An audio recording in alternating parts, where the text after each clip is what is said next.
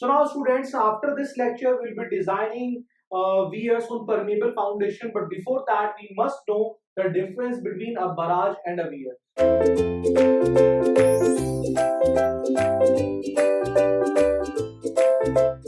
To make you understand, I have made a beautiful 3D diagram so that you can understand easily what is the difference between a barrage and weir, right?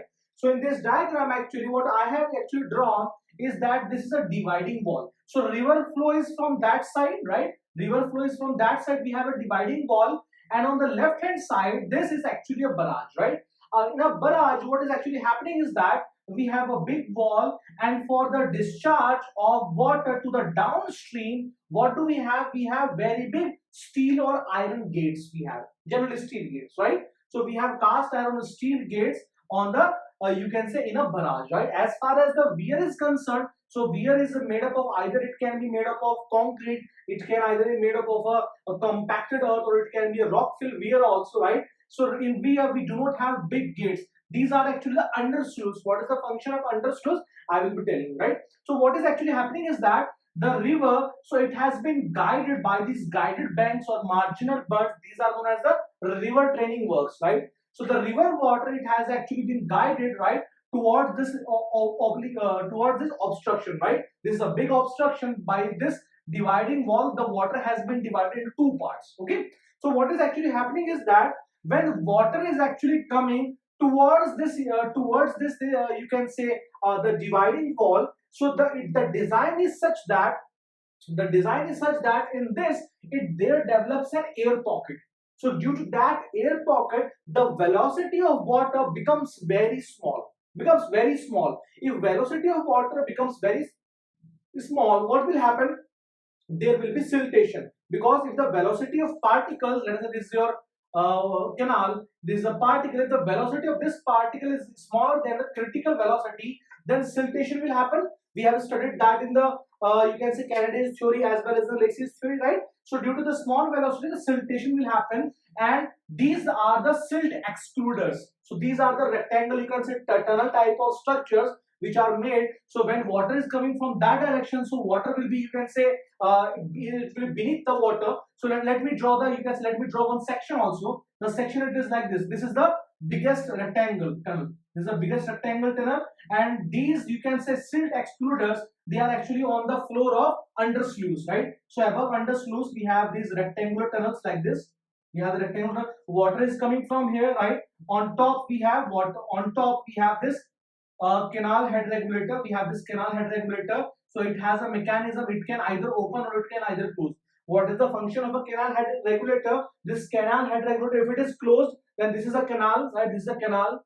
So in canal there is no water, and if this is open, we can manage the head in a particular canal, the canal which is going from this, you can say, obstruction, this divergent headwork, right? Okay. So this is a canal. This is a canal head regulator. These are the, you can say, silt excluder. Water is coming, the velocity is very small of water, the silt particles, they will be, and they will enter this, these are the tunnels. So they will enter this tunnel known as the silt excluders, and from there, from here, the undersluice, the silt can be extracted by opening the gates. The silt can be easily extracted. Clear?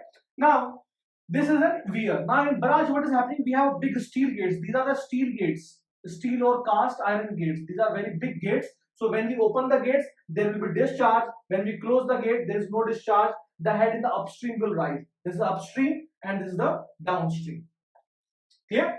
Okay. So now this is a fish ladder. This is fish ladder. Now what is the function of a fish ladder? So it has been found that during winters, because for example water is coming from that direction, this direction, so all the fishes will cross this direction, right? And this is the tendency of fishes, that in the winters, what the fishes are doing is that in the winters they are going from the high areas to the lower plain areas. The tendency of fishes, right? And in the summers, when there is a lot of water, there is a lot of rainwater, the fishes, they try to go from the downstream side to the upstream side in search of clean water.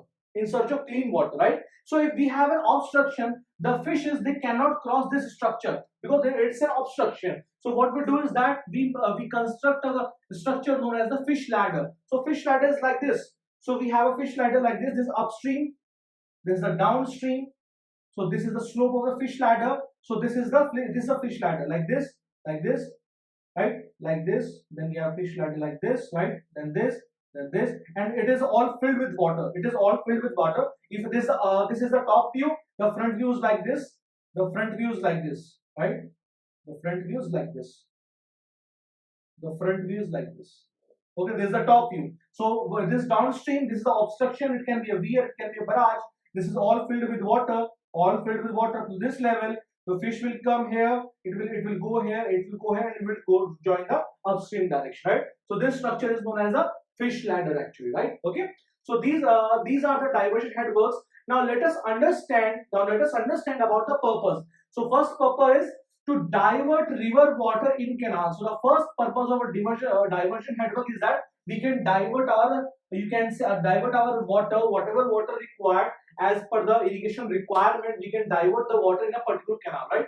The second is that it can exclude silt. Why do we exclude silt? Because if there is silt in the canal, what will happen that the silting will take place. If the silting takes place, what will happen? The discharge carrying capacity of the canal will reduce. Clear? Now, to control the water quantity in canal, that can also be this is also a purpose of the also a function of the diversion network, right? So I hope, students, that you have understood the difference between a barrage and a weir.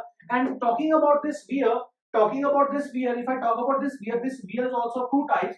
So the first type of weir is a vertical drop weir. Vertical drop weir. So what is a vertical drop weir? It is like this. The vertical drop, we have a vertical drop, right? So this is the vertical drop here.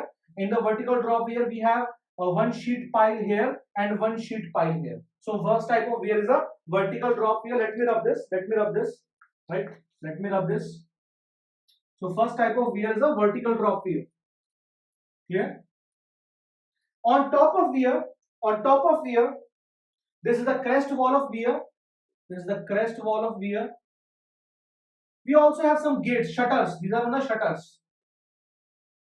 On top of weir, we have shutters. These shutters, what are the function of these shutters? If there is a lot of water, we can pull down these shutters and the effective length or the effective depth of the weir will increase, right? So first type of weir is a vertical drop weir. Why vertical drop? As from the image also you can see that there we have a vertical drop. There is no slope actually, right? This is the upstream side, this is the downstream side, right? So vertical drop weir.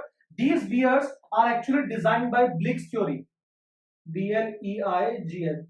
Blick's theory, right? It's a very old type of weir. Nowadays, we are not using the vertical drop weir. We have second type of weir known as the rock fill weir. Rock fill weir. So these are like this. This slope is 1 in 10. This slope is 1 in 20. So rock is filled in between the weirs. Rock is filled, right? The rock is filled. This is the upstream side. This is the downstream side.